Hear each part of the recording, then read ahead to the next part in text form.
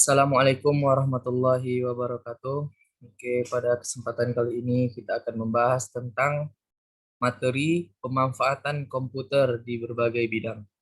Kita akan membahas pemanfaatan komputer, jaringan komputer di berbagai bidang. Tidak semua bidang dapat kita bahas di sini, tapi ada bidang-bidang tertentu yang akan menjadi bahan materi yang akan kita sampaikan pada kesempatan kali ini. Yang pertama, pemanfaatan komputer di bidang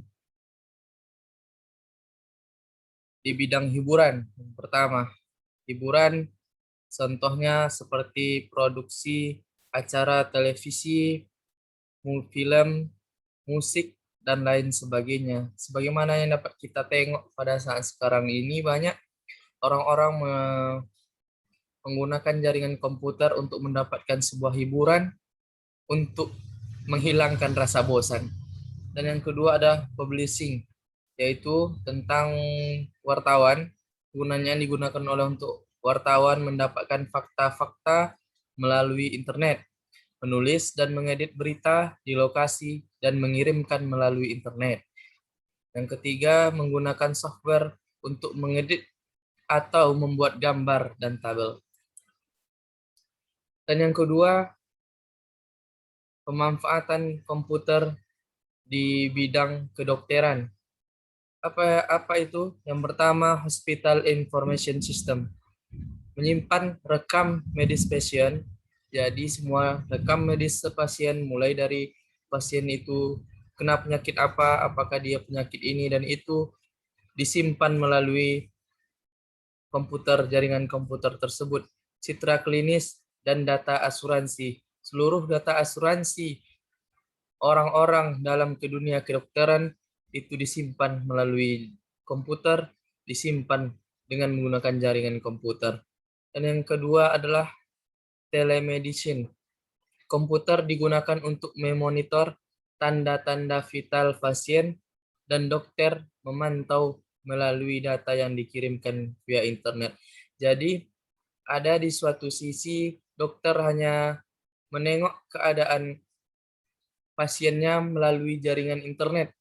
Setelah diperiksa dan ditengok keadaannya dalam jaringan internet tersebut. Jadi dokter tersebut tidak selalu memantau pasiennya. Yang ketiga, dalam bidang penerbangan. Apa saja manfaat komputer dalam bidang penerbangan? Yang pertama, tanpa komputer, industri penerbangan saat ini tidak akan bisa bekerja sama sekali. Dapat kita ketahui banyak penerbangan-penerbangan yang dapat kita ketahui melalui jaringan-jaringan komputer, dan beroperasi pun airport tersebut karena jaringan komputer dan internet. Yang kedua, desain pesawat dengan menggunakan CAD software, pilot test simulation, air traffic controller, dan ticketing. Maka oleh karena itu banyak penggunaan internet, komputer di dalam airport, dan di dalam bidang penerbangan. Tanpa adanya jaringan komputer tersebut, maka jalur-jalur penerbangan itu akan sulit pilot melacaknya, akan sulit nanti pesawat-pesawat itu terbang dengan jalurnya. Bayangkan saja kalau tidak ada jaringan komputer, maka pesawat-pesawat yang ada di udara tersebut akan bertabrakan. Dan yang keempat yaitu ilmu pengetahuan sains. Pengumpulan data menggunakan piranti remote sensing dan komputer netbook. Dan yang kegunaan komputer di bidang ilmu sains, analisis data dengan program statistik, katalogasi dan organisasi data menggunakan database yang bisa diakses via web. Komunikasi antar ilmuwan di seluruh dunia melalui internet. Jadi banyak ilmuwan-ilmuwan itu mengadakan konferensi pers atau tidak kongres ilmu pengetahuan yang mungkin tidak bisa dihadiri, tetapi bisa dihadiri di rumah atau di tempat kerja melalui jaringan internet. Robot mesin jadi kontrol dengan komputer ada, Nanti ada contohnya di Jepang itu ada robot-robot yang mengerjakan pekerjaan manusia tanpa bantuan manusia, tetapi robot itu dikendalikan oleh sebuah komputer induk atau komputer-komputer. Komputer membantu tracking inventory, mengatur waktu pemasangan, bagian-bagian produk, dan kualitas produksi. Selanjutnya, bidang di automated office. Komputer dan jaringannya telah menjadi bagian esensial dari dunia perkantoran modern.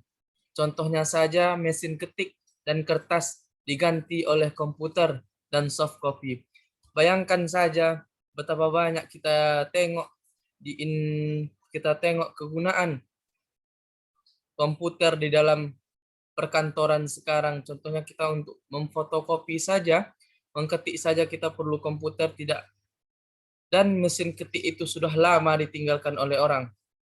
Komputer digunakan untuk berbagai keperluan. Contohnya kita ingin membuat memo, laporan, presentasi bisnis, pengolahan keuangan, statistik, perusahaan, marketing, dan lain-lain. Selanjutnya workgroup. Kalau komputer bisa memberikan media workgroup, media kerja bersama di dalam office, di dalam perkantoran. Di situ ada grup kerja yang di dalamnya bisa kita berinformasi di dalam komputer tersebut, paperless office, dan lain sebagainya. Dan yang selanjutnya adalah bekerja di rumah. Betapa banyak sekarang orang, terlebih sekarang zaman pandemi, orang lebih banyak bekerja di rumah. Tidak adalah banyak larangan atau pengurangan jam bekerja di tempat kerja. Tetapi orang sekarang banyak bekerja di rumah melalui jaringan-jaringan komputer tersebut. Telecommunicating menggunakan teknologi informasi untuk bekerja secara kolaborasi dari lokasi yang berjauhan. Itulah yang saya maksud tadi. Lokasi bekerja yang sangat jauh, tetapi kita bisa bekerja dari rumah, menyelesaikan pekerjaan yang seharusnya kita kerjakan di tempat kerja, tetapi kita kerjakan di rumah. Meskipun jaraknya dekat ataupun jaraknya jauh, kita bisa bekerja dari rumah menggunakan jaringan-jaringan komputer. Yang selanjutnya di pemanfaatan komputer di bidang pendidikan, komputer basic training, pelajaran pemrograman, simulasi, dan game untuk menghibur. Kebanyakan generasi muda sekarang bermain game, aplikasi produktivitas, multimedia, e-learning untuk mahasiswa-mahasiswa dan lain sebagainya, dukungan bagi mereka dengan kebutuhan khusus, distance learning, dan virtual school. Dan selanjutnya, penggunaan teknologi informasi di sekolah. Menurut beberapa penelitian, penggunaan teknologi informasi telah meningkatkan kualitas pendidikan. Sangat kita akui sekarang bahwasanya teknologi adalah penunjang utama untuk meningkatkan kualitas suatu pendidikan seseorang. Kalau saja kita ketinggalan sedikit dalam masalah komputer, maka banyak yang akan kita tinggalkan. Terlebih sekarang zaman digital, apa-apa saja dilakukan secara teknologi, hidup dalam jaringan di dalam hidup. Ketika kita sudah bermain dalam teknologi, maka dunia di dalam genggaman tangan. Permasalahan dana, perencanaan, dan dukungan di dalam sekolah, pelatihan guru bisa dilakukan dalam jaringan komputer, restrukturisasi, dan lain sebagainya. Selanjutnya, high-tech home, yaitu bisnis yang berbasis di rumah, pendidikan yang di rumah, home entertainment, kreativitas, hobi, dan kesenangan, dan lain sebagainya. Selanjutnya, manfaat komputer yaitu bisnis. Penggunaan teknologi informasi untuk mendukung semua aktivitas bisnis. Sebagaimana yang dapat kita ketahui sekarang banyak bisnis-bisnis, pengusaha-pengusaha investor lainnya menggunakan jaringan komputer untuk menanam saham dan lain sebagainya. Untuk mendukung perusahaan tersebut, maka dibutuhkan jaringan-jaringan komputer. Selanjutnya e-commerce, yaitu aspek penjualan dari e-bisnis, pembelian dan penjualan produk atau jasa.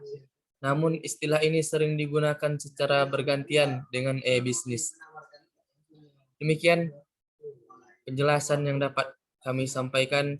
Mudah-mudahan materi kali ini dapat memberikan manfaat bagi kita masing-masing dan menambah pengetahuan kita tentang komputer, tentang jaringan komputer. See you. Assalamualaikum warahmatullahi wabarakatuh.